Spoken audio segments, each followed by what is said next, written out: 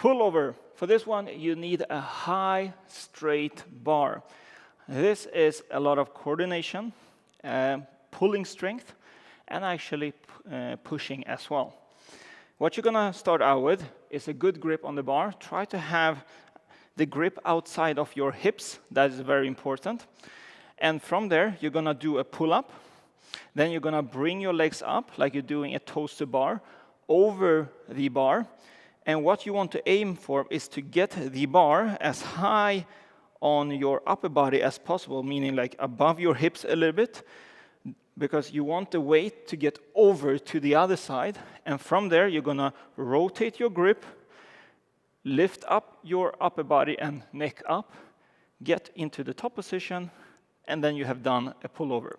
So let me demonstrate one, and then I'll do a couple of reps. So from here, grab a good grip, and then you do a pull-up here, bring your legs up, over, and up like this, and then down. Important that you get the bar as high up on your body as possible.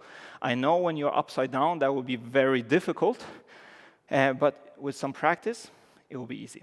So let me demonstrate a couple of reps.